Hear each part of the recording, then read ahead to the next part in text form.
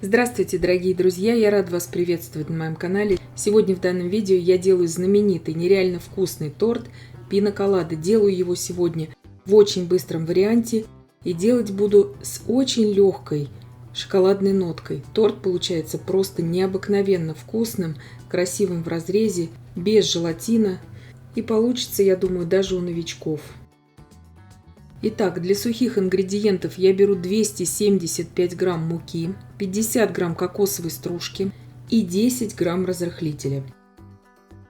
Все сухие ингредиенты я сейчас просто перемешиваю и пока отставляю в сторону. Торт я буду готовить большой. Я сейчас расскажу, какую пропорцию взять на маленькое количество, на маленькую форму. Итак, здесь у меня 5 яиц среднего размера, весом примерно по 50 грамм без скорлупы, щепотка соли и 8 грамм ванильного сахара. Порциями я туда ввожу 225 грамм сахара и взбивать буду примерно около 5 минут всю эту массу.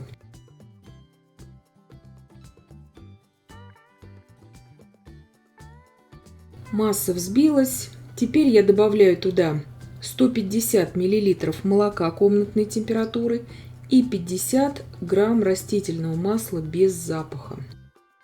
Все это просто перемешиваю, ничего здесь больше долго не взбиваю. И также добавляю туда всю сухую смесь. Мука уже предварительно просеяна, а кокосовая стружка сейчас просто быстрее даже разойдется в этой жидкой массе. Просто перемешали, ничего здесь долго не взбиваем. Духовка уже разогрета на 175 градусов Цельсия. Здесь форма у меня 28 на 18 сантиметров. Также можете брать круглую форму на 26 сантиметров. Количество ингредиентов как раз подходит. Если же вам нужен торт маленький, смело можете разделить все ингредиенты на 2 и брать 18 сантиметров в диаметре форму. Итак, выпекать буду примерно 40 минут. Бисквит испекся. Проверяю его сейчас деревянной шпажкой. Она должна выходить полностью сухая и чистая. Чем хороший этот бисквит, он сразу готов к работе. Я его сейчас вынимаю из формы, и его сразу можно нарезать. Он очень неприхотливый. Очень быстро готовится, то есть он вообще не требует ни планетарного миксера. Он очень ароматный получается. Кокосовую стружку всегда советую брать как можно более свежую и ароматную для всех кокосовых десертов. Смотрите, какой отличный корж у нас получается. Тонко-пористая структура и готовится очень просто и получится даже у новичков. Самых простых ингредиентов. 26 сантиметров круглая форма соответствует вот этому же количеству ингредиентов, что сейчас мы брали на данный вид формы.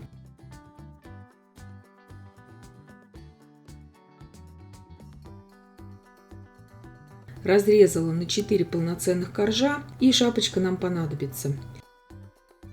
Для крема я беру 400 грамм очень холодных сливок для взбивания от 30% жирности и выше, 500 грамм сыра маскарпоне и 300 грамм творожно-сливочного сыра. Если вам покажется не таким бюджетным этот крем, вы, конечно же, можете выбрать из плейлиста рецепты кремов на моем канале любой себе крем. 100 грамм сахарной пудры и 16 грамм ванильного сахара. Можете брать ванильный экстракт, то есть это все на ваше усмотрение.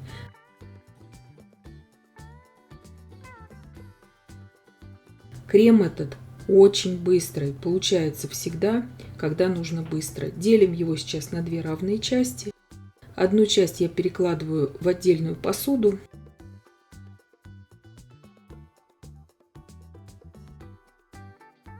Добавляю туда сейчас 2 столовые ложки какао с горкой и просто все перемешиваю миксером. Ничего здесь долго не взбиваю. Крем благодаря добавлению какао становится еще более стабильным. А во вторую половину крема добавим 50 грамм кокосовой стружки.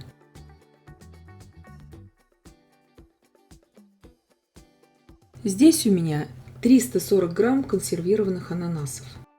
Сок, который остался от ананасов, я буду использовать в качестве пропитки для этого тортика.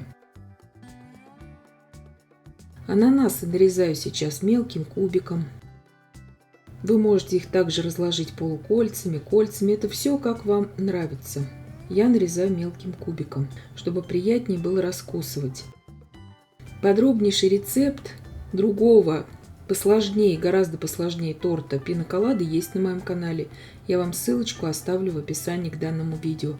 Здесь я вам показываю самый быстрый вариант этого торта, но не менее вкусный.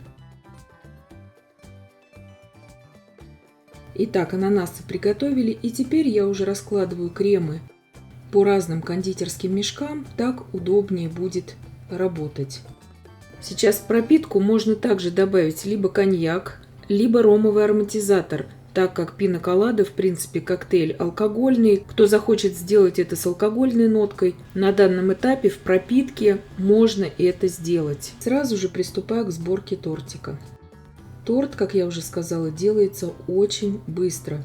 Как только остыл бисквит, его можно сразу нарезать и сразу собирать с ним торт. Приготовить крем. Пропитали соком. Здесь я полосами выкладываю шоколадный крем сначала.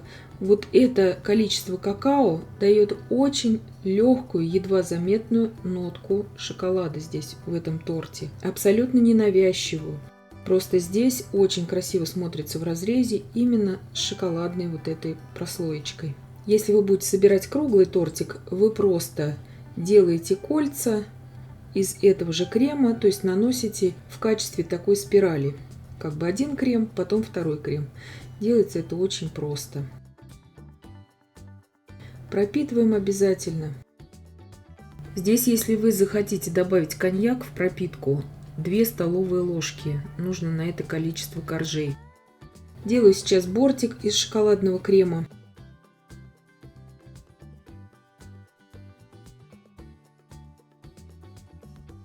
И сейчас выкладываю начинку из ананасовых кубиков туда, в центр. Все будет прекрасно смотреться. Ананас нужно хорошо отжать от лишнего сока, чтобы просто тортик был постабильней. Как видите, здесь мы собираем этот торт без желатина, без крахмала и без загустителей. С таким кремом он очень хорошо собирается. Если этот крем вам покажется не таким бюджетным, я советую вам пройти в плейлист рецепты кремов на моем канале. Там очень большой выбор именно бюджетных заварных кремов, в которых не используются ни сливки, ни сыры. То есть все на ваше усмотрение, на ваш выбор. Также можно сделать там и шоколадный бархат крем, и можно сделать крем Рафаэлло, не добавляя туда миндаль.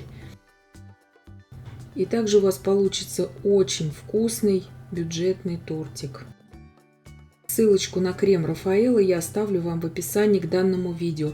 В этом случае тогда не нужно добавлять туда просто миндальный орех.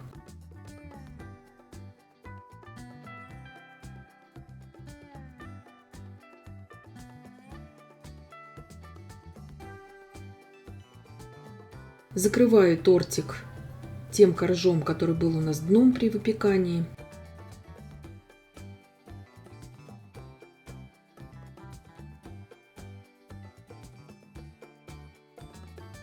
Крошка, которая у нас осталась от шапочки, измельчаю эту шапочку и украшаю вот так бока на свое усмотрение просто. Все это можно украшать на ваше усмотрение. Круглая форма 26 сантиметров, если вы его хотите украсить под белковый крем, под мастику, то есть это все можно сделать.